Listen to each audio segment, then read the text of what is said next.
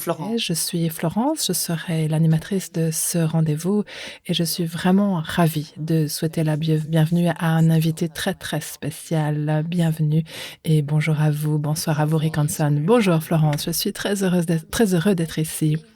Oui, moi aussi, merci d'être là avec nous aujourd'hui et de passer cette heure ou peut-être un peu plus en notre compagnie pour nous présenter ce qui vous passionne, le cerveau, les neurosciences, le bouddhisme, la spiritualité et la sagesse ancienne.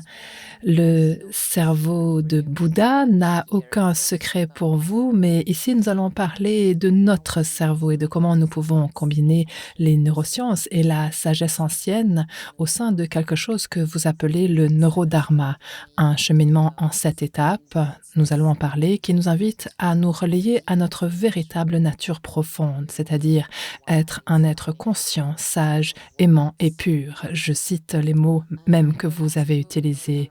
Votre dernier livre, le Neurodharma, vient d'être publié en français et nous sommes très heureux de l'avoir à disposition sur notre site internet. Mais aujourd'hui, c'est une journée spéciale parce que, après de nombreux mois de traduction, nous sommes vraiment, vraiment ravis et heureux de lancer votre incroyable programme en ligne qui s'appelle Neurodharma en français. C'est la première fois que ce programme a été traduit et doublé en français et c'est vraiment une exclusivité Quantum Way. Mais avant de vous donner la parole, laissez-moi partager quelques informations avec notre public. Nous allons parler de Neurodharma et vous allez aussi nous guider dans une ou deux pratiques simples pendant environ 45 minutes et ensuite on répondra aux questions. À la fin de la séance de questions-réponses, dans 1 heure environ, il y aura un tirage au sort où 3 personnes pourront gagner le livre Neurodharma ou un livre audio de notre catalogue. Donc, restez avec nous jusqu'au bout. Nous le ferons à la fin de la présentation. Nous allons choisir au hasard 3 personnes dans le public. Nous avons également une offre très spéciale pour vous aujourd'hui. Je vais vous le dire d'emblée, nous avons un bon de réduction de 20 € sur le prix déjà très intéressant pour les premiers acheteurs du programme en ligne Neurodharma. Le code est RH20EUROS, RH 20 € et vous allez le voir écrit maintenant par Mehdi dans le chat et vous pourrez ainsi acheter le programme à 197 € au lieu de 347 €. Donc cette offre est limitée dans le temps, n'attendez pas trop. Alors maintenant, après cette longue introduction, parce que je crois que ça nous permet également de permettre aux gens d'atterrir et d'arriver, merci d'être là, Rick, c'est vraiment extraordinaire de vous avoir avec nous. Je suis tellement heureuse que vous soyez là.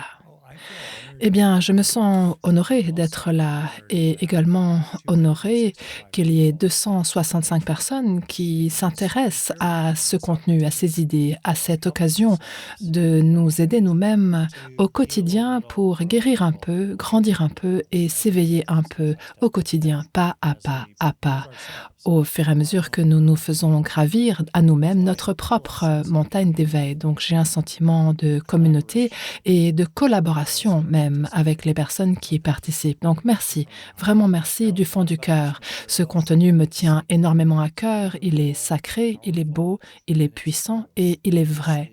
Et c'est une occasion pour nous toutes et nous tous vraiment de l'utiliser dans notre quotidien. C'est vraiment quelque chose qui nous est accessible et disponible à toutes et à tous. Donc un très grand merci à Florence, à vous Florence, à Quantum Way, de m'avoir fait confiance, d'être dans cette relation de confiance et de respect et de m'avoir invité.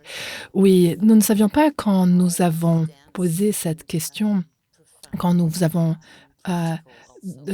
demandé ce programme il y a 2 ans, nous ne savions pas combien ce contenu était profond et concret en même temps et d'une immense profondeur. Et plus j'ai plongé dans ce contenu, plus j'ai trouvé cela stupéfiant. Alors peut-être ma première question, c'est quoi le neurodharma? Qu'est-ce que vous entendez par ce terme, neurodharma? Oui, alors nous avons 2 façons de nous connaître nous-mêmes. Nous pouvons nous connaître nous-mêmes depuis l'intérieur, dans notre expérience directe et immédiate, dont la plupart ne se passent pas de façon verbale. Et cette façon-là de se connaître soi-même est accessible à l'humanité depuis des milliers et des milliers d'années, dans de nombreuses cultures et traditions différentes. Et récemment, au cours des dernières au cours du dernier siècle, avec l'émergence de la psychologie moderne, nous pouvons nous connaître nous-mêmes et, heu nous pouvons nous connaître nous-mêmes de façon attendez, je recommence. De façon, heu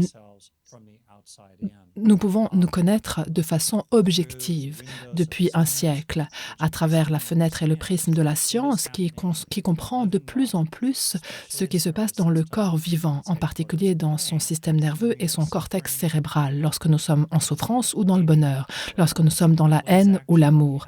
Nous pouvons savoir objectivement ce qui se produit dans les systèmes physiques qui sont la base à l'intérieur de la réalité ordinaire, en tout cas de notre conscience. Et pour moi, le neurodharma est l'endroit où se rencontrent ces 2 façons de se connaître soi-même. J'ai utilisé le terme neurodharma parce que cela nous permet d'honorer les traditions sacrées orientales auxquelles je suis formée, mais en réalité, le dharma n'est pas un mot religieux, c'est simplement la vérité. Quelle est la vérité des choses? Donc il y a cette vérité intérieure, subjective des choses et aussi la vérité objective des choses. Et le neurodharma est le point de croisement entre ces 2 endroits. Et cet endroit est un endroit très fécond, un terreau plein d'opportunités qui nous permet de faire des allers-retours entre cette connaissance de soi subjective et cette connaissance de soi objective, de façon très, très pratique et concrète. Parce que si vous savez ce qui se produit dans votre cerveau, potentiellement, raisonnablement, les neurosciences sont une toute nouvelle science. On n'a pas encore la connaissance parfaite, mais on a déjà quelques connaissances que nous pouvons utiliser de façon concrète et pratique. Et quand on sait donc un petit peu ce qui se produit dans notre cerveau et qu'on est calme et fort et que notre cœur est ouvert, même quand on doit faire valoir ses droits et défendre ses proches, ce qui se passe dans notre cerveau quand on entre dans des états d'esprit qui sont très spacieux, très, paisibles, très ouverts au tout, plus on en sait au sujet de ce qui se passe dans notre cerveau et ça c'est en cours, eh bien cela nous permet d'encourager, de soutenir et de favoriser ces processus neuronaux afin de les raffermir et de les renforcer, de façon à pouvoir utiliser notre esprit pour changer notre cerveau, pour changer notre esprit et pour les améliorer, pour s'aider soi-même et aider les autres. Voilà la grande opportunité que nous propose le neurodharma. D'accord, donc c'est vraiment pas partir du bas pour aller vers le haut et du haut pour aller vers le bas. Il y a ce côté ascendant et descendant simultanément et successivement, n'est-ce pas? Oui, tout à fait. Autre élément que vous mentionnez, c'est qu'il est vraiment important de enfin, pas important, mais qu'il est mieux de comprendre ce qui se passe dans le cerveau. Alors, que se passe-t-il dans le cerveau quand nous méditons? Et parce que l'objet principal ou le sujet principal de ce programme Neurodharma, c'est la méditation, mais la méditation fondée sur toutes les connaissances que vous partagez et toutes ces choses que nous pouvons faire au quotidien. C'est-à-dire qu'il ne s'agit pas uniquement de méditer, mais il s'agit aussi de voir ce que nous pouvons intégrer à notre vie quotidienne, en partant de cette sagesse et de ce savoir, de ces connaissances que vous nous présentez, c'est-à-dire intégrer tout cela à la vie quotidienne, n'est-ce pas? Oui, j'élargirais même le mot méditation pour parler simplement d'expérience en général. Il s'agit Neurodharma est un programme très expérientiel parce que notre expérience, c'est vraiment ce qui compte le plus pour nous. Si on va dans un restaurant et qu'on regarde la carte avec les différents mots, les différentes images, ce n'est pas la carte que nous mangeons, c'est le repas lui-même. Donc c'est pour cette expérience-là qu'on va au restaurant. Donc c'est l'expérience qui est la plus fondamentale. Les idées, bien sûr, sont utiles par rapport à l'influence qu'elles ont sur notre expérience, notre vécu. Mais leur raison d'être, en tout cas au sein de ce programme, c'est que finalement, à quoi ça ressemble d'être soi? À quoi ça ressemble d'être vous, d'être nous? Quand, y compris quand le monde est dur, quand il est éprouvant, quand les autres personnes nous dérangent, nous perturbent, quand on vit des pertes, quand on a mal dans son corps, quand on regarde notre monde insensé, comment c'est d'être nous, d'être moi, d'être soi?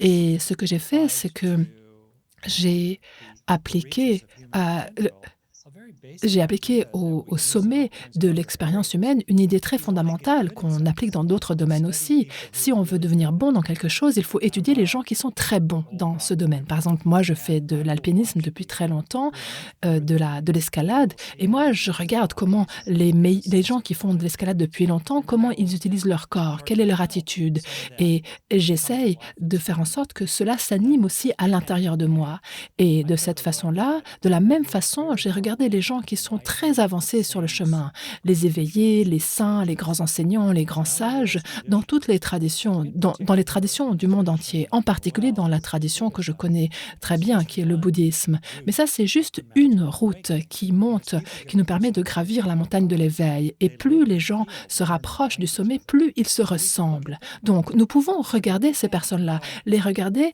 et se dire, mais comment vous faites ce que vous faites, hein? Comment, bon sang, est-ce que vous réussissez à rester dans la paix et le bonheur, dans le noyau de votre être, alors même que vous êtes confronté à de très dures épreuves? Comment est-ce que vous y arrivez? Comment vous procédez? Et ce que j'ai vu chez ces personnes, c'est que ces personnes ont 7 attributs, 7 qualités qui sont vraiment très développées et ces 7 expériences, nous pouvons nous-mêmes les éprouver, les ressentir et voir comment nous pouvons les renforcer. Parce que l'expérience que nous vivons peut progressivement devenir configurée cérébralement dans notre corps et notre cerveau en faisant l'expérience de façon répétée de ces 7 attributs de l'éveil, nous pouvons les raffermir, les renforcer en nous. Donc je prends comme référence ces personnes-là qui sont très loin sur le chemin et toutes ces personnes ont un esprit très calme, très stable.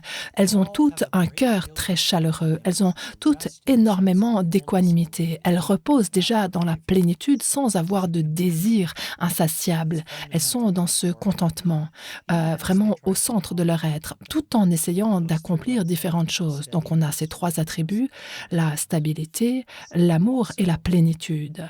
Et aussi, peut-être, quelque chose d'un peu plus sophistiqué ou ésotérique, ces personnes s'acceptent elles-mêmes complètement et résident dans leur esprit en tant que tout. C'est-à-dire elles ne sont pas piégées dans toutes sortes de conflits intérieurs, c'est-à-dire un conflit où les parties se battent contre d'autres parties. Il y a ce sentiment donc de totalité et de complétude. 5e élément, ces personnes sont dans le moment présent. Elles sont vraiment ici, maintenant, au bord émergent de chaque moment qui émerge. Et aussi, 6e aspect, ces personnes s'ouvrent à la totalité, sont en lien avec le tout, ont un sentiment d'identité diminué, voire absent. Et ensuite, le dernier élément, qui est le plus mystérieux et le plus provocateur, c'est que ces personnes nous parlent d'intemporalité, d'éternité, peut-être en utilisant des termes religieux ou alors pas du tout, en parlant simplement d'un espace ou d'un champ, d'une vastitude, d'une quiétude immobile au sein de laquelle tout se déploie. Donc nous avons ces 7 qualités, la stabilité, l'amour, la plénitude, la complétude, le présent, la totalité et l'intemporalité. Donc, ce dont parle ce programme, le Neurodharma, c'est vraiment comment nous pouvons prendre au sérieux ces qualités dans notre vraie vie, en nous posant la question: «OK, qu'est-ce qui pourrait se passer dans le corps quand je fais l'expérience de l'une de ces qualités ou de plusieurs de ces qualités?» Et en se basant là-dessus, comment je peux renforcer ces qualités un petit peu plus chaque jour pour moi aussi gravir toujours plus ma propre montagne qui me mène à l'illumination. Et ce que j'aimerais souligner, je vais bientôt terminer ma réponse, je sais que je suis en train enfin, je parle depuis un moment déjà, c'est que vraiment, il s'agit vraiment de l'expérience que l'on vit, non pas de ce qu'on pense, mais de ce qu'on éprouve dans son propre corps comme façon d'être. Oui. Et donc c'est ça, donc voilà, je montre maintenant la version en français de votre, livre, comme ça on voit sur la couverture cette montagne que nous gravissons tous et toutes, petit à petit, pas à pas. C'est cela que vous êtes en train de décrire et ces attributs, ces qualités sont vraiment des attributs que nous avons tous et nous pouvons vraiment nous installer dans ces qualités, les cultiver et afin de pouvoir tous et toutes atteindre le sommet de cette montagne, n'est-ce pas? Oui, Je travaille j'étudie le potentiel humain, la psychologie et cetera depuis un très jeune âge. Quand je suis allée à la fac quand j'avais 16 ans, c'était en 69. Donc j'ai vu pas mal de choses et je vois que souvent nous ne sommes pas assez ambitieux dans notre propre pratique. Je suis thérapeute, je pense que c'est très important de traiter la dépression, l'anxiété, le traumatisme, tout cela. Tout cela est essentiel en effet et aussi, il ne faut pas perdre de vue ce qui est possible pour nous et pour les autres. Et cela, à son tour, va être quelque chose de bon pour le monde, parce qu'il y a de plus en plus de gens qui, qui se reposent dans un sentiment très fort de bien-être résilient et de paix intérieure. Et, dans, et avec le courage qui est favorisé par ces qualités, nous aurons plus de probabilités d'aider notre monde à aller mieux. Oui. Est-ce que il y a beaucoup de gens qui disent que alors, il y a d'abord stabiliser le mental, apaiser l'esprit et deuxièmement réchauffer le cœur, oui. Et je me demandais qu'est-ce que qu'est-ce que vous entendez par, réchauffer le cœur? Bien sûr. Alors, ce que j'entends, c'est qu'il y a ces qualités fondamentales. Alors, réchauffer le cœur, je veux dire être, ouvert, avoir de la compassion, avoir un sentiment d'affection pour les autres et ce qui est très important, sentir que les autres tiennent à nous, car nous sommes des primates profondément sociaux. Et en fait, j'aurais pu même changer l'ordre. J'ai dû choisir une séquence, mais très souvent, réchauffer le cœur, je le mets en premier.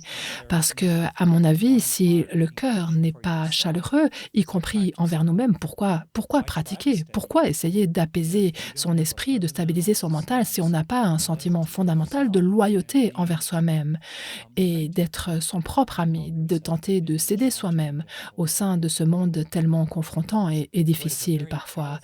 Et ce qui est une pratique très intéressante et puissante que vous pouvez même explorer, c'est regarder comment c'est de reposer dans une combinaison d'un cœur qui est à la fois ouvert et calme. C'est-à-dire qu'on a un cœur chaleureux, aimant, qui est en paix. À vous de choisir les termes, que vous pratiquiez la méditation formelle, qui n'est qu'une petite partie de ce programme, ou que vous intégriez ces qualités à votre journée. Par exemple, une douzaine de fois par jour, 5 secondes chaque fois. Regardez comment c'est de combiner ce côté stable et présent et cette chaleur. Certaines personnes ont une pleine conscience très stable, mais elle est froide, elle n'est pas croustillante, elle n'est pas juteuse. Alors que d'autres ont un grand cœur très chaleureux, alors que leur esprit est totalement éparpillé, dispersé. Donc c'est vraiment bon de combiner ces 2 aspects, de les associer. Oui et vous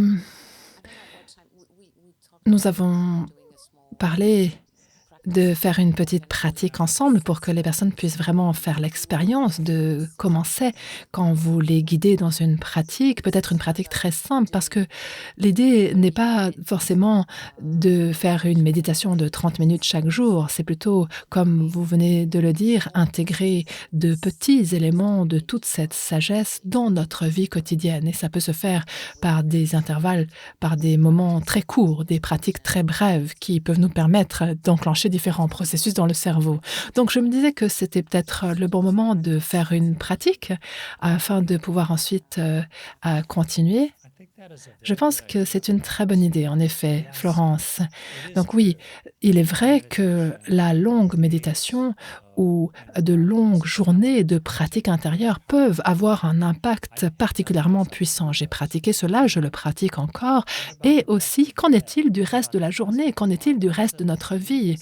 Il y a 2 proverbes très beaux à ce sujet que je vais vous présenter avant de passer à l'expérience guidée. La première déclaration, premier proverbe vient du Tibet: «Si vous vous occupez des minutes, les années s'occuperont d'elles-mêmes». C'est vraiment, une phrase très belle, un enseignement très beau, plein d'espoir, parce que la minute suivante est toujours la minute la plus importante de notre vie, de façon continue et c'est, la minute sur laquelle on a le plus d'influence. Si vous vous occupez des minutes, alors le reste s'occupera de soi-même. Ouh, c'est soulageant. Deuxième enseignement qui vient de Suzuki Roshi, un très grand maître zen qui vient du Japon et qui a rejoint l'Amérique dans les années 50, 60, 70. Il a dit, je ne suis pas sûr que les êtres éveillés existent. En revanche, je suis sûr que ce qui existe, ce sont des moments éveillés. Et ça aussi, c'est empreint de beaucoup d'espoir. Alors, je vous invite à faire cette petite pratique concentrée sur 3 respirations. Alors, on va avoir besoin de faire un peu plus de 3 respirations lorsque on le fera de façon guidée, mais dans votre vie, vous pourrez le faire en utilisant juste 3 respirations, 3 sortes de respirations différentes à la suite.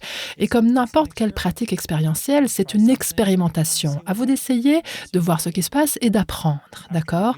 Après avoir fait ces 3 respirations, nous utiliserons peut-être une demi-minute pour vraiment saisir pour laisser les avantages de cette pratique, les bienfaits de cette pratique, laisser des changements durables dans votre système. Voilà, donc c'est parti. Ouvrez ou fermez les yeux, redressez-vous ou restez debout ou restez allongé ou vous pouvez même marcher. Si vous êtes au volant pendant que vous faites cette pratique, soyez prudent, d'accord? D'accord, première respiration, respirez tout en ressentant votre poitrine en entier. Donc, soyez simplement conscient des sensations. Je vais le faire avec vous. Tandis que vous respirez, restez conscient des sensations dans votre poitrine en tant que tout. Par exemple, les sensations du côté gauche de votre poitrine, du côté droit de votre poitrine. Et soyez conscient de la gauche et de la droite ensemble.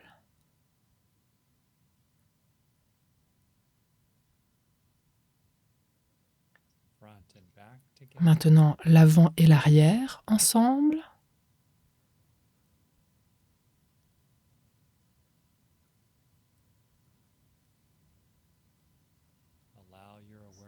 Permettez à votre conscience de s'élargir tout en respirant et en sentant votre poitrine dans son ensemble, en tant que tout.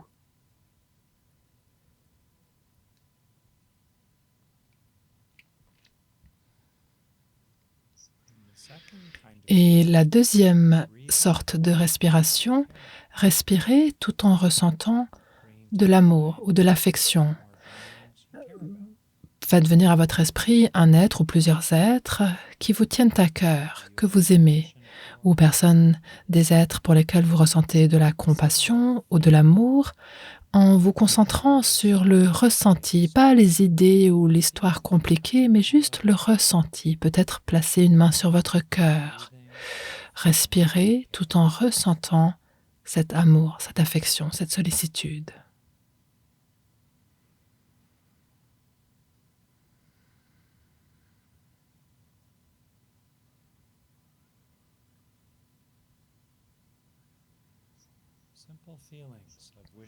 Des sentiments simples comme de souhaiter le bien aux autres, souhaiter le meilleur pour les autres.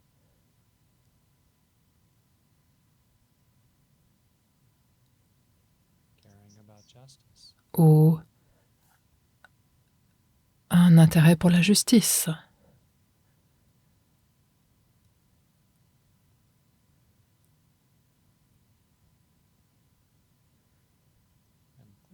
Et troisième genre de respiration qui peut être un peu plus un défi, respirez tout en sentant que on tient à vous. Faites venir à votre esprit comment c'est pour vous d'être en compagnie de personnes qui sont amicaux envers vous, qui ont été dans le passé ou dans le présent aimables envers vous, peut-être en compagnie de personnes qui vous aiment.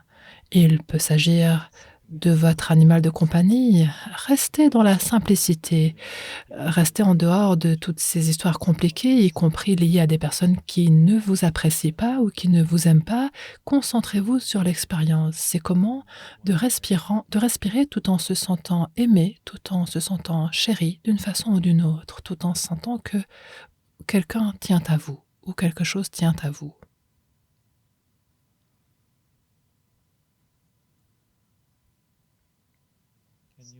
Est-ce que vous pouvez vous laisser vivre cette expérience humaine simple consistant à recevoir de l'affection, du soin, d'une façon authentique et sincère?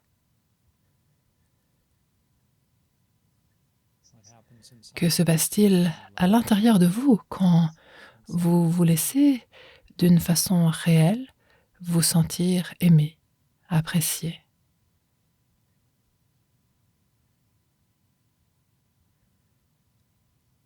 Objet de sollicitude.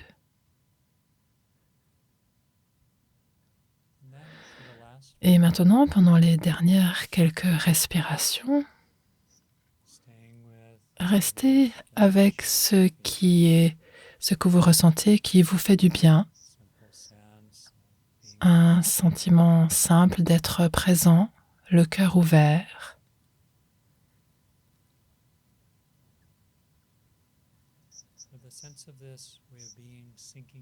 Où ce sentiment commence à entrer en vous, à devenir une partie intégrante de vous.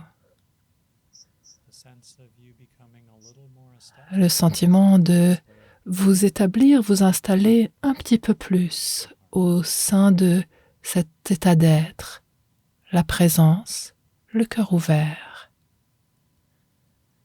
Bien. Revenez et n'hésitez pas à continuer à faire l'expérience de ce qui vous a été bénéfique là-dedans et nous allons continuer avec des mots.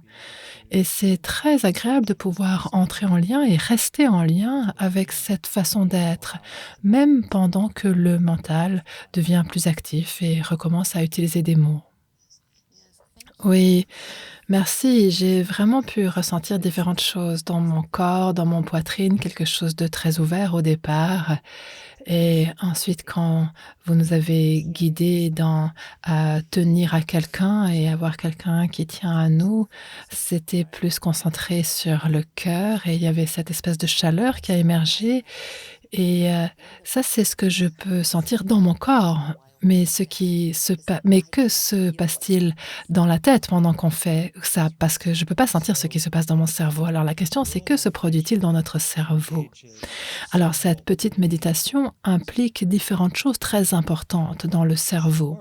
Alors bien sûr, quand notre esprit change, notre cerveau doit également changer. Donc quand nous ressentons quelque chose de différent dans notre vécu, nos émotions, notre corps par exemple, quelque chose change dans nos circuits neuronaux. Alors de quoi s'agit-il? Je vais très rapidement nommer, j'en parle plus en détail dans le programme et dans mon livre, mais je vais nommer un petit peu ce qui se passe dans notre cerveau et pourquoi je fais ces 3 respirations de cette façon-là.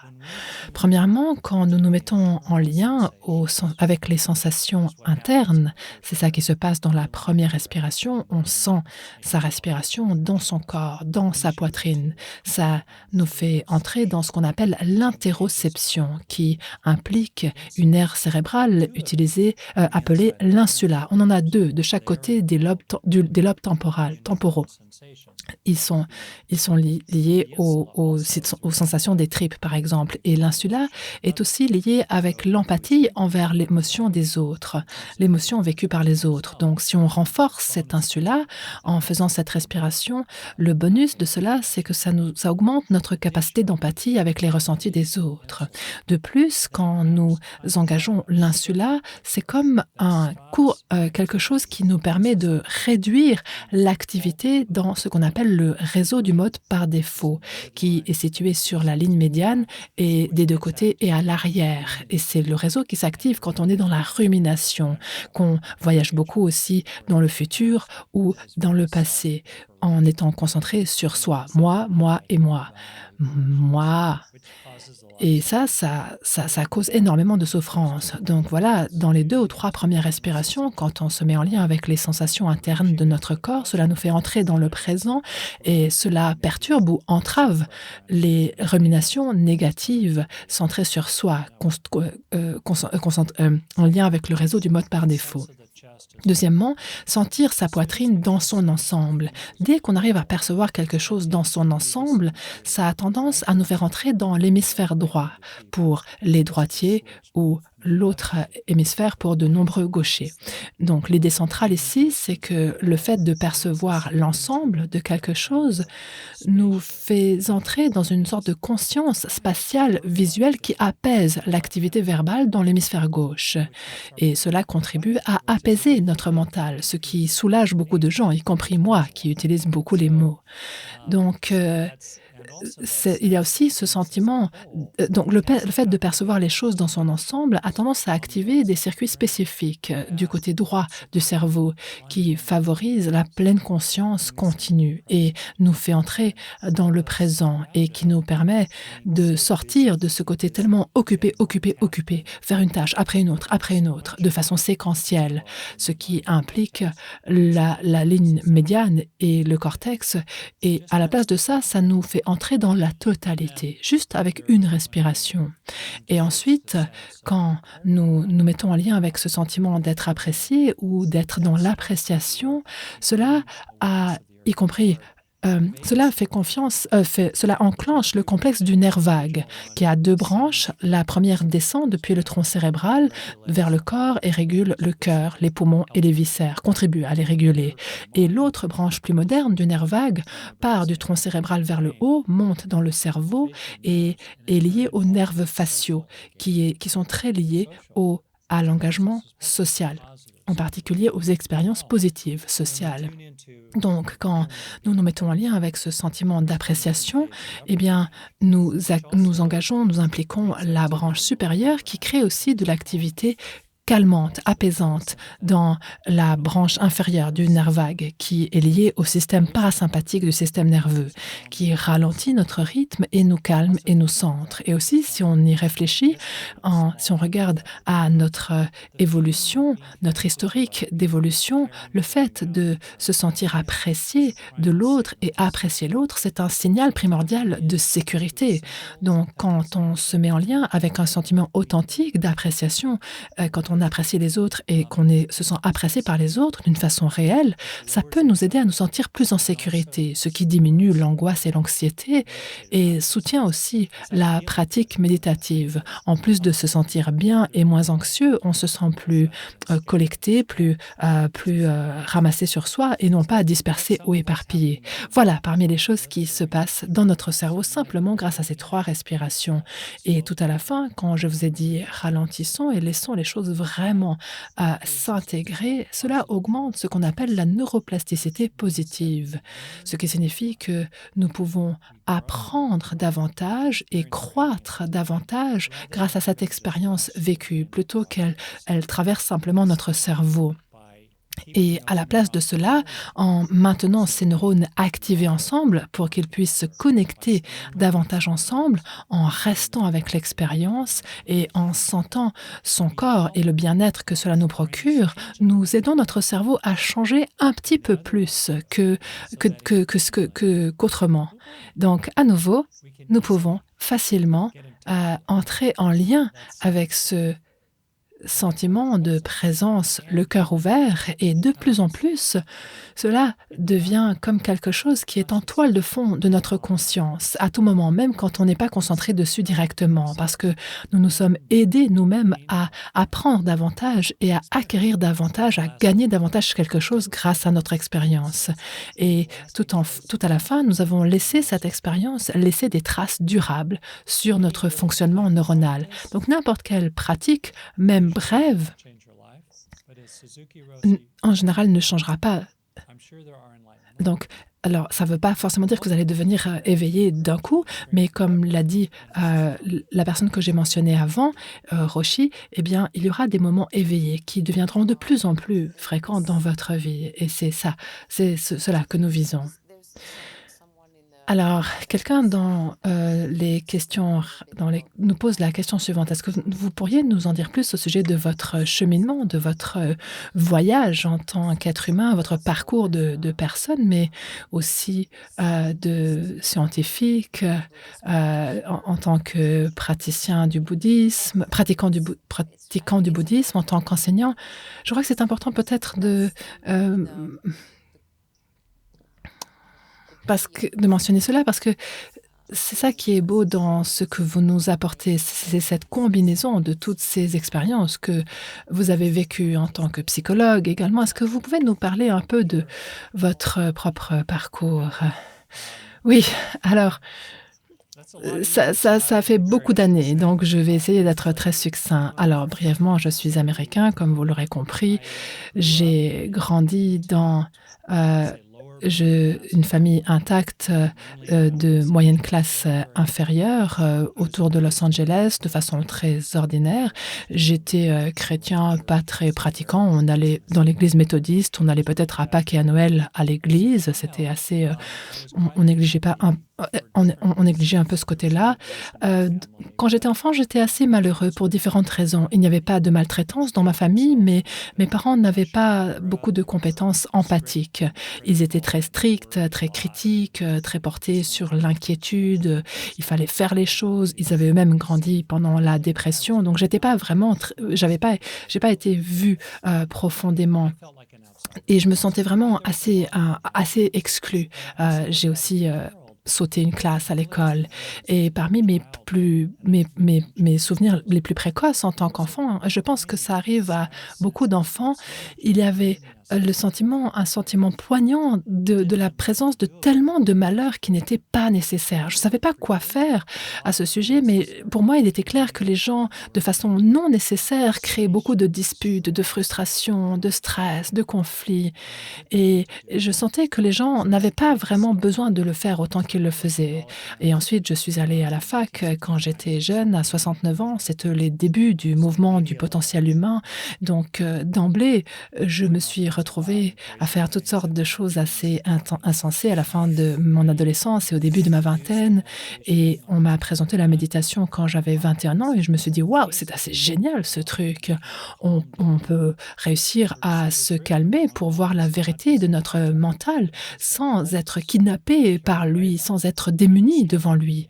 Je suis, une personne assez indépendante et obstinée et moi, je voulais me sentir plus autonome. Donc, dans le programme du Neurodharma, il y a énormément de choses qui sont liées à comment nous pouvons avoir plus d'influence sur qui nous devenons, comment nous pouvons influencer nos pensées et nos sentiments de façon à ne pas être constamment balayés par tout cela. Donc c'est ça qui m'a fait entrer, sur ce chemin de pratique contemplative. Au bout de quelques années, j'ai réalisé que j'avais besoin de faire une formation plus formelle, donc j'ai fait un doctorat en psychologie. Donc là, quand j'avais la trentaine, j'ai commencé à associer la pratique contemplative, la sagesse et la psychologie et la psychanalyse traditionnelle, d'accord? Des trucs très légitimes et formels et ensuite, il y a à peu près peut-être 20 ou 30 ans de cela, suffisamment d'informations et d'aspects scientifiques et de sciences ont été développés sur le cerveau pour que nous puissions les utiliser de façon pratique et concrète. Donc c'est là que j'ai commencé à intégrer les neurosciences modernes, la psychologie moderne et la science et la sagesse contemplative. Et pour moi, cette combinaison des 3 éléments est incroyablement concrète et pratique. J'ai choisi au début de la trentaine de devenir thérapeute plutôt que professeur à l'université et je me considère moi-même comme, je ne sais pas comment on va pouvoir traduire ça en français, mais moi je me considère comme scientifique, mais pas un scientifique. Je suis scientifique, mais je ne suis pas scientifique. C'est-à-dire que j'ai beaucoup de respect pour les gens qui font de la science, des neurosciences et j'essaye d'intégrer ces nouvelles informations, mais pour les appliquer. Moi, je suis intéressée par la méthode, par le comment faire. Je suis vraiment dans quelqu'un qui est intéressé par les mains dans le cambouis. Comment pouvons-nous trouver des moyens concrets d'aider les gens? Et ce qui me réconforte, c'est l'exemple, à mon avis, du Bouddha qui s'intéressait vraiment à la vérité, mais ce qui l'intéressait bien davantage, c'est ce qui était utile, ce qui pouvait aider les gens, ce qui pouvait être efficace et utile dans la vie des gens standards, des gens moyens, donc des gens normaux, des gens ordinaires.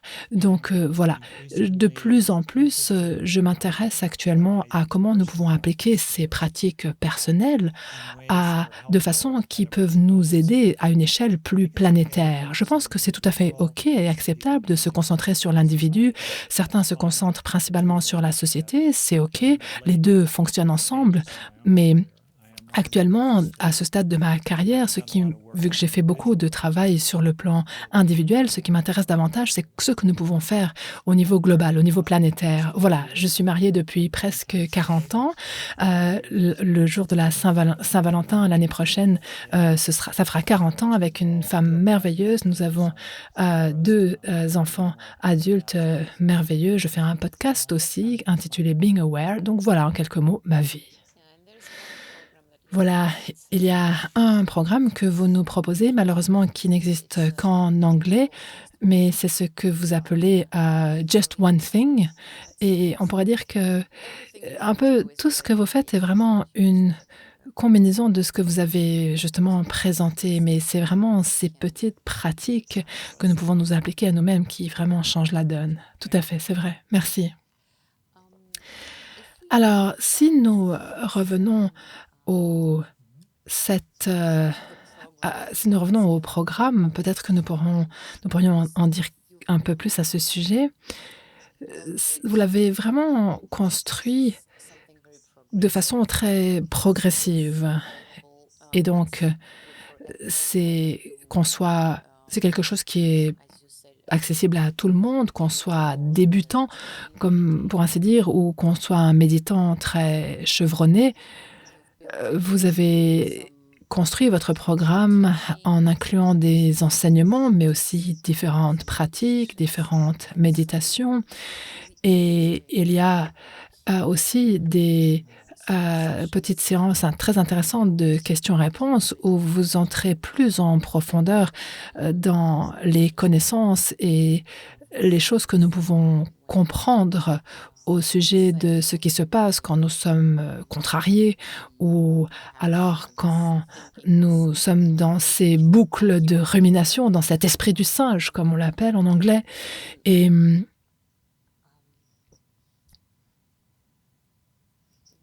pourquoi, à votre avis, est-ce que cela est-il, si universel? Ce que vous nous proposez dans ce programme? Pourquoi est-ce que c'est si universel? Eh bien, c'est une très, très bonne question en effet.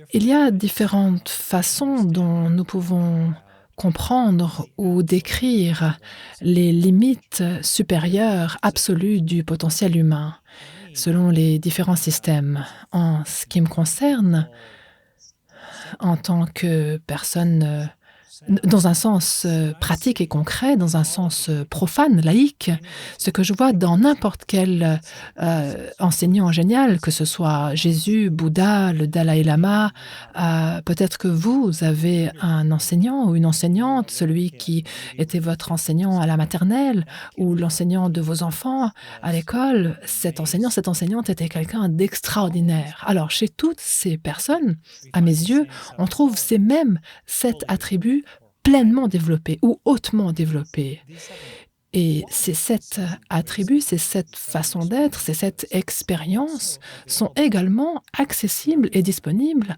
à tout le monde, peut-être à un niveau plus simple, mais nous pouvons tous en avoir un aperçu. Les 3 premiers attributs sont très clairs et très courants.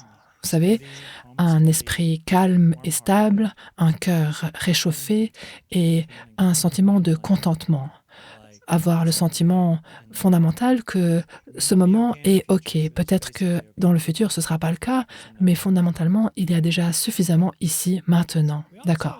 Et nous avons aussi, de temps en temps, une perception de comment c'est d'être nous-mêmes en nous acceptant complètement, sans être pris dans un conflit intérieur, être dans ce sentiment de complétude tout en étant dans le présent et même de se sentir en lien avec le tout, comme si étant donné que nous sommes une expression locale de de l'univers, pardon, en tant que tout. Peut-être quand on assiste à la naissance de notre enfant ou quand on est devant le soleil ou un lever de soleil ou l'océan, nous pouvons même à ce moment-là avoir l'intuition d'un champ mystérieux de possibilités intemporels au sein desquels l'univers se déploie. D'accord? Nous pouvons en avoir un aperçu, un avant-goût. Nous pouvons tous commencer là où nous en sommes, où que cela soit.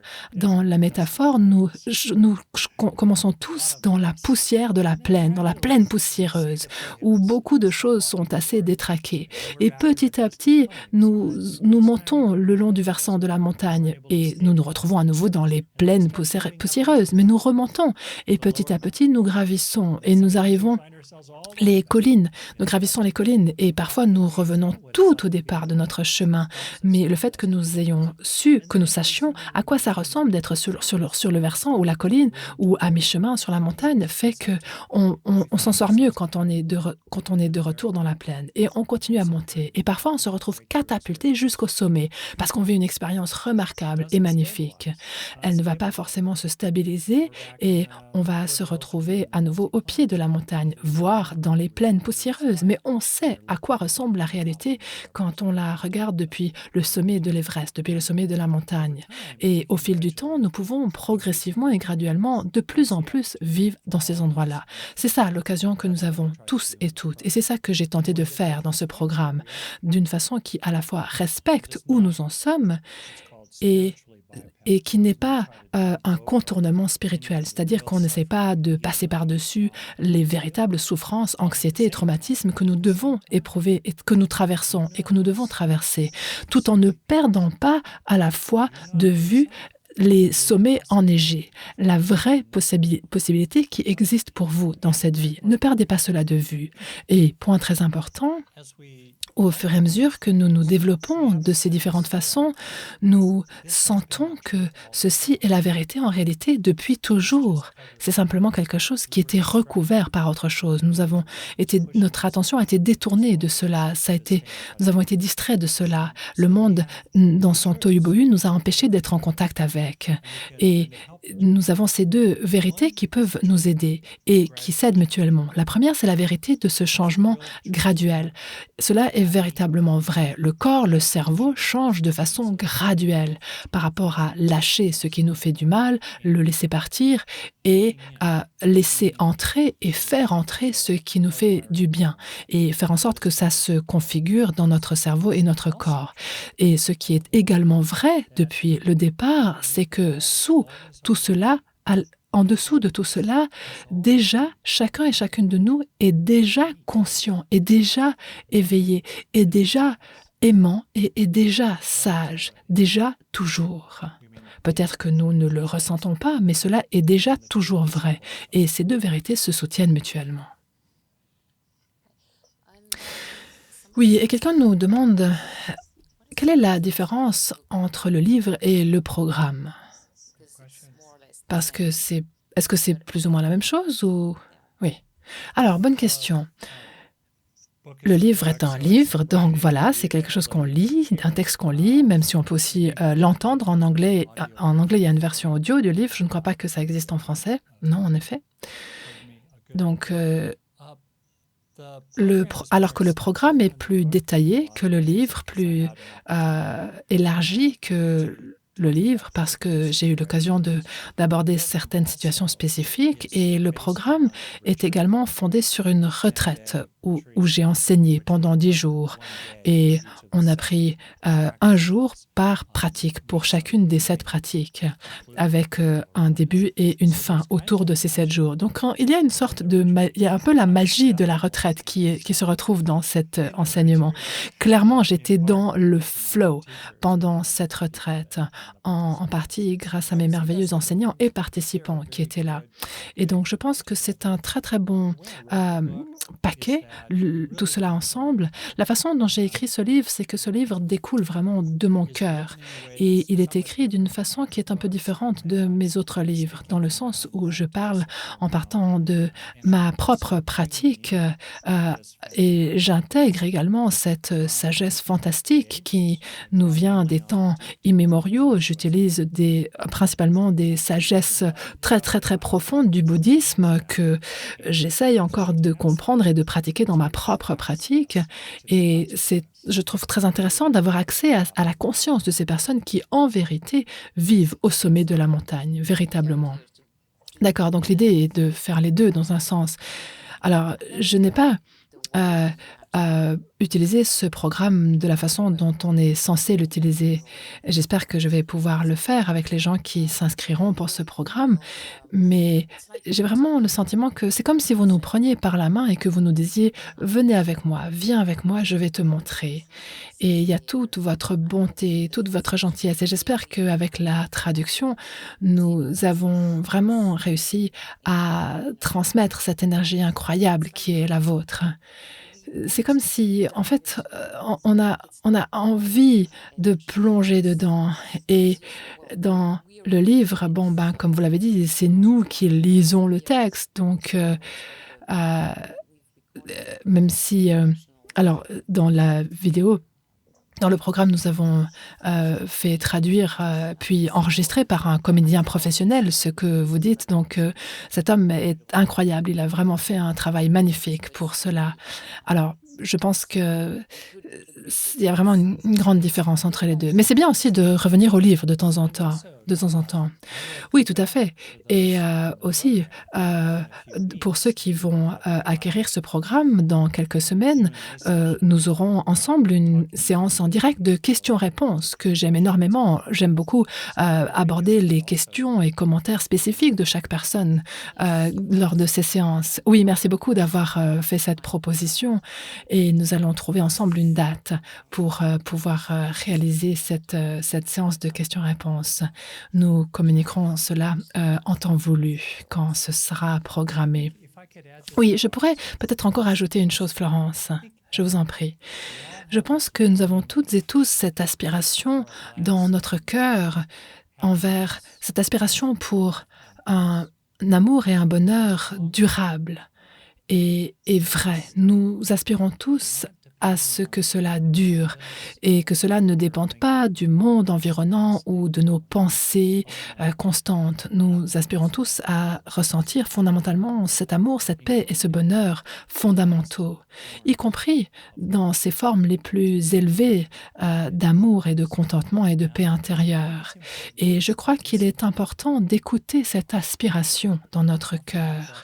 Souvent, on la balaie du revers de la main en disant: «D'accord, c'est une bonne idée, mais pas aujourd'hui, là j'ai trop». Ou on dit: «Je ne mérite pas ça parce que je me suis mal comporté» ou alors que parce que j'ai été mauvais. Alors que souvent, c'est pas vous qui avez été mauvais, ce sont d'autres personnes qui se sont mal comportées et qui ont été mauvais. Donc il est très important d'écouter, d'honorer et d'agir selon cette aspiration, sans attendre davantage. Bien, oui. Alors j'ai une question et je pense que c'est intéressant d'entendre votre réponse à ce sujet. Alors, c'est Caroline qui nous dit qu'elle a beaucoup aimé votre livre Le cerveau du bonheur et dans ce livre, ce qui lui a beaucoup plu, c'est la comprendre ce parti pris négatif que nous avons et comment nous pouvons cultiver un cerveau réceptif. Mais Caroline nous dit qu'il y a des études qui nous montrent que nous avons aussi un parti pris d'optimisme et ça lui semble contradictoire d'avoir à la fois un parti pris négatif et optimiste. Est-ce que vous pourriez clarifier cela pour elle? Oui, alors c'est une excellente question, légèrement technique. Alors, nous avons un parti pris de positivité à 2 égards. Premièrement, nous avons tendance à éliminer la douleur de nos souvenirs personnels. Alors, en effet, les souvenirs traumatiques n'éliminent pas la douleur. Mais moi, je fais de l'escalade, comme je vous l'ai dit, et quand je passe en revue ma journée de grimpe, je ne me souviens que des bons moments partagés avec mes amis, du moment où j'ai atteint le sommet. Je me souviens plus de combien j'ai eu mal aux pieds dans les chaussures qui étaient tellement serrées. Donc ça, c'est la première chose. Deuxièmement, il y a aussi une sorte de parti pris positif et de parti pris optimiste par rapport à la façon dont les gens estiment leurs chances de succès par rapport à leurs chances d'échec, à la probabilité de l'échec dans certains contextes. Quand on fait des expériences de laboratoire, oui, on peut constater qu'il y a un parti pris optimiste. Parallèlement à cela, il y a de façon très profonde un parti pris négatif en lien avec l'apprentissage émotionnel et l'apprentissage somatique, dans le sens où le cerveau a tendance à continuellement scanner l'horizon pour les mauvaises nouvelles. Il va et une fois qu'il a c'est comme une sorte de vision tubulaire où, quand on voit quelque chose de négatif, on va voir que ça et ensuite on va réagir de façon, heu, on va plus réagir au négatif qu'au positif. On va plus réagir à la désapprobation qu'à l'approbation, à la réussite à l'échec qu'à la réussite et quatrièmement, heu, tout cela fait que le cerveau le cerveau apprend grâce à la douleur, en fait, davantage parce que à l'état sauvage, quand vous pensez à Jurassic Park, à l'âge de pierre, au cours des 6 millions qu'a duré l'évolution de notre système nerveux, nos ancêtres avaient besoin, de réagir davantage aux bâtons qu'aux carottes. Parce que s'ils n'avaient pas de carottes aujourd'hui, ils auraient une possibilité d'en avoir une autre le lendemain. Alors que s'ils ne réagissaient pas immédiatement, s'ils n'apprenaient pas immédiatement de ce bâton et de ce prédateur, bien, et ils n'arrivaient pas à échapper en tant qu'humains de l'âge de pierre et là, ils n'auraient plus jamais droit à des carottes parce que leur vie était finie et cinquièmement, cela sensibilise graduellement l'amygdale et d'autres parties du cerveau au négatif, de façon à ce que ces parties du cerveau réagissent plus rapidement aux stimuli négatifs et cela donc ne s'applique pas aux stimuli positifs. Alors les 2 sont vrais. Oui, on a tendance à éliminer la douleur des souvenirs personnels et dans certains cas, oui, il y a un parti pris d'optimisme. Je pense que, en tout cas aux États-Unis, 80 de nos adolescents pensent qu'ils vont devenir soit vedettes de rock, soit sportifs professionnels. Je me dis: «Bon, ben, d'accord, alors rêvez, oui, mais ayez aussi un plan B, hein, un deuxième plan, un plan B juste au cas où ça marcherait pas». Ça, c'est juste un exemple de ce parti pris d'optimisme. Mais globalement, je pense que le parti pris de la négativité, le biais de négativité est bien plus puissant. Et c'est très important d'y prêter attention. Cela veut pas dire qu'il faut supprimer ou refouler les expériences négatives. Avant tout, il s'agit d'en être conscient, les tenir au sein de les accepter, d'en apprendre, mais sans les laisser prendre le dessus sur nous. Et dans l'intervalle, une fois qu'on a traité le mauvais, une fois qu'on s'est occupé du mauvais, ça c'est absolument primordial. Occupons-nous du mauvais dans le monde et en nous et ensuite, tournons-nous vers le bon. C'est-à-dire, qu'est-ce qu'il y a d'autre qui est vrai? Quelles sont les choses qui fonctionnent? Quelles sont les choses à l'intérieur de vous qui vont bien? Qui sont les personnes qui vous apprécient encore? Quelles sont les choses que vous pouvez encore faire en vous ou dans le monde pour améliorer les choses? Tournez-vous vers le bon. Les fleurs qui s'épanouissent, qui grandissent, qui poussent, les gens qui sont gentils. Reconnaissez le bon. Ne vous laissez pas dominer par ce cerveau de l'âge de pierre qui nous attire vers le négatif pour pouvoir survivre dans des conditions horribles. Alors oui, si vos conditions sont horribles, le biais de négativité est utile. Mais pour la plupart des gens, dans la plupart des situations ordinaires, y compris dans le monde entier, ce parti pris de négativité crée énormément de conflits et de souffrances non nécessaires avec les autres personnes, ainsi que des cycles vicieux. Mon biais de négativité rencontre le vôtre et boum, ça crée encore plus de négativité venant de vous, qui crée plus de négativité en moi et on est dans cette boucle de négativité, OK? Alors, occupez-vous du mauvais, tournez-vous vers le bon et en particulier, laissez entrer le bon. Ralentissez pour intérioriser ces expériences bénéfiques, pour petit à petit faire grandir cette force véritable et la configurer dans votre système. Et en vous tournant vers le bon et en laissant entrer le bon, cela vous aidera demain à vous occuper du mauvais de façon plus efficace, que ce soit le mauvais chez les autres ou le mauvais en vous. Bien, nous allons répondre à une dernière question avant de, faire le tirage au sort pour, gagner le livre ou les livres audio que nous avons dans notre catalogue. Alors, il y a une question de Nathalie qui est liée au sujet que nous avons abordé en coulisses avant de lancer ce webinaire aujourd'hui.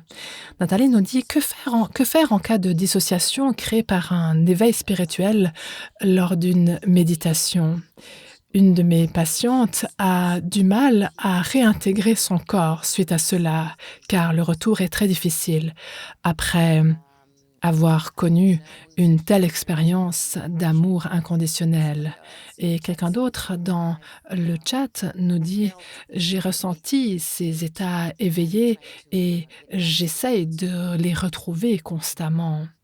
Alors, j'aimerais juste ajouter à cela, nous avons parlé des moments où nous sommes profondément dépressifs. Nous avons parlé des personnes qui sont profondément dépressives ou bipolaires, donc ça, c'est quelque chose à quoi il faut être, attentif aussi. Oui, alors là, il y a plein d'aspects importants dans ce que vous nous présentez. Les recherches se sont concentrées sur les effets négatifs potentiels des pratiques méditatives, parallèlement à ces effets bénéfiques pour la plupart des gens.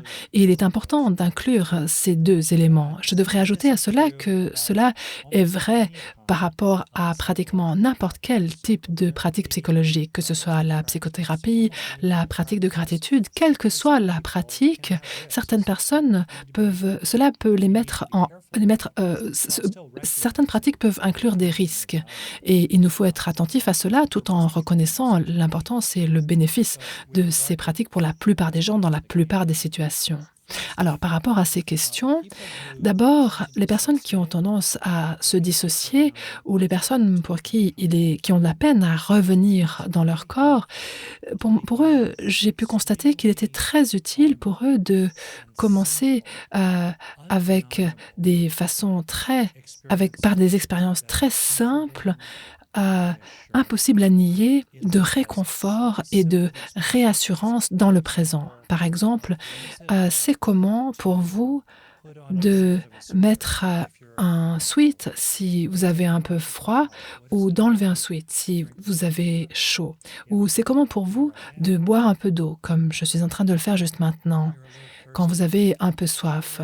Autrement dit, vraiment honorer et respecter le côté, l'animal doux et l'animal doux et si, semblable à un nounours qu'est notre corps.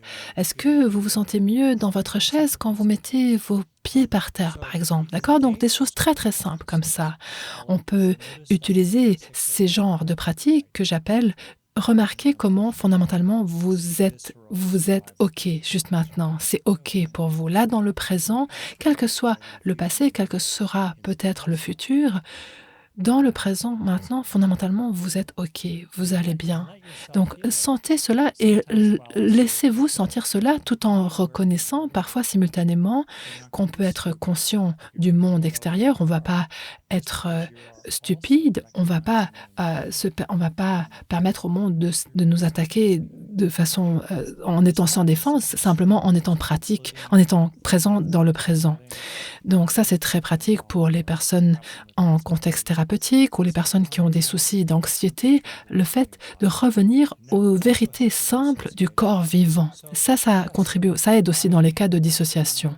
Alors oui, le corps a peut-être beaucoup de souvenirs traumatiques, donc la personne aura peur de revenir dans son corps quand elle a atteint cette lumière blanche où tout le monde aime tout le monde. Oui, d'accord, c'est super, mais qu'en est-il de la réalité? Qu'en est-il de l'ici maintenant?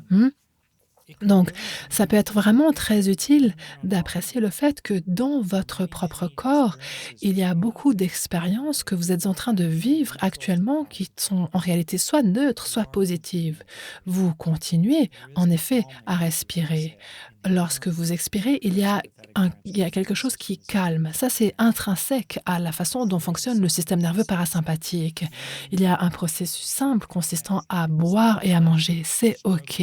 Des plaisirs simples comme se caresser le visage, se brosser les cheveux, des choses très simples, toucher votre chat, caresser votre chien. Ça, c'est très important pour nous faire sortir d'une crise psychotique ou d'un épisode de dissociation et c'est aussi quelque chose qu'on peut renforcer au fil du temps, de façon à ce que la prochaine fois qu'on pratiquera, on sera plus en contact avec notre corps tout en restant aussi très ouvert. Et deuxième aspect, très rapidement, c'est parfois un défi d'intégrer une expérience, énorme, une percée dans laquelle on a vécu, cette non-dualité transcendante. Cette expérience où on n'a plus de sentiment de soi et le sentiment du monde est présent dans sa perfection radieuse. Beaucoup de gens ont vécu ces expériences et dans le chapitre où je parle de s'ouvrir à la totalité, eh bien, j'explique ce qui peut se passer dans notre cerveau pendant ces expériences. expérience et ce que nous pouvons en apprendre.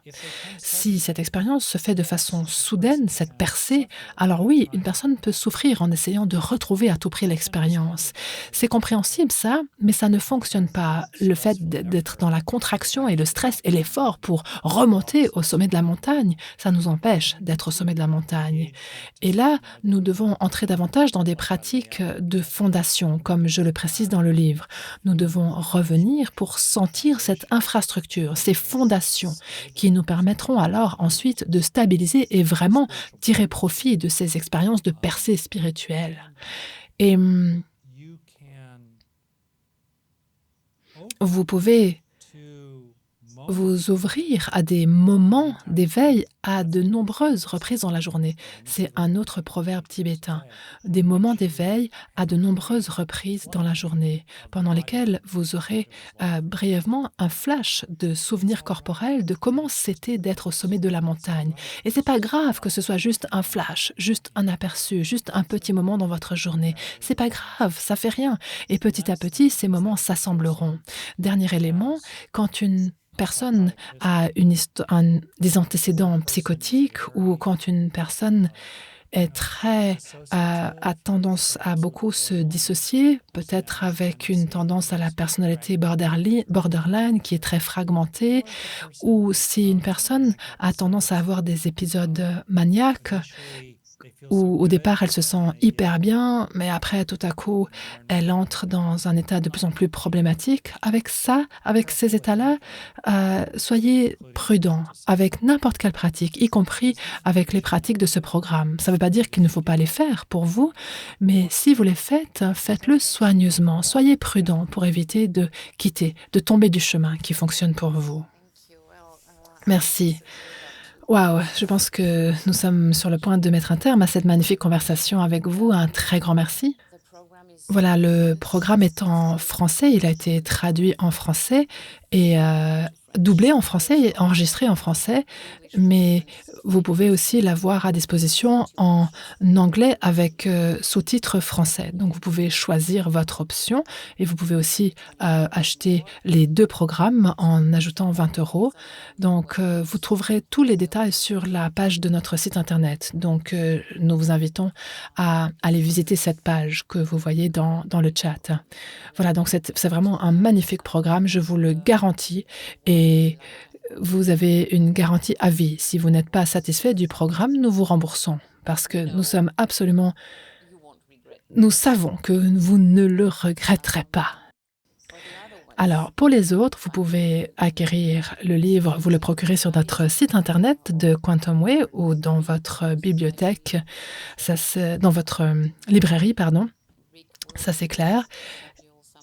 Et voilà, Rick fera une séance de questions-réponses avec les personnes qui commenceront le programme, qui commencera le 15 décembre, mais nous vous invitons à vous inscrire avant, parce que c'est très important pour nous de savoir qui participera à ce programme. Et chaque semaine, vous recevrez un email avec le contenu de chaque étape progressivement, une après l'autre. Voilà, donc nous allons commencer tous ensemble ce programme le 15 décembre pour ceux qui l'auront acheté et nous ferons chaque semaine une étape ensemble. Voilà, un immense merci d'avoir été avec nous aujourd'hui. Et pour de nombreuses personnes, c'est la nuit, c'est la soirée, donc bonne soirée, bonne nuit à tout le monde, mais vous, passez une belle journée. Oui, j'aimerais ajouter que je connais peut-être 3 mots en français. Il y a «merci». C'est un des mots que je comprends, donc j'aimerais remercier toutes les personnes qui m'ont remercié. J'ai vu dans la discussion, différents mots vos différents messages, donc j'ai vu quelques messages en anglais, mais beaucoup, beaucoup de merci en français, donc merci, merci. Oui, merci beaucoup, je dirais même. J'en suis absolument ravie et je vous remercie vraiment toutes et tous. Et j'aimerais en particulier remercier Quantum Way, vous remercier Florence, remercier ma magnifique interprète simultanée. Oui, merci Anne-Laure, en effet. Elle fait un travail incroyable en coulisses et merci Mehdi d'être là et d'aider tout le monde à, être sur le bon canal, à avoir le bon lien et ainsi de suite. C'est une superbe équipe. Donc, merci à tout le monde, à Marc, à Alice, à Isabelle et Lise. Merci à toutes les personnes qui ont travaillé pour ce programme. Jean-Marc qui a fait l'enregistrement et voilà. Donc j'espère que vous allez vous régaler avec ce programme et on se revoit bientôt. Oui, je vous dis bonsoir en français. Bonsoir, au revoir, merci beaucoup.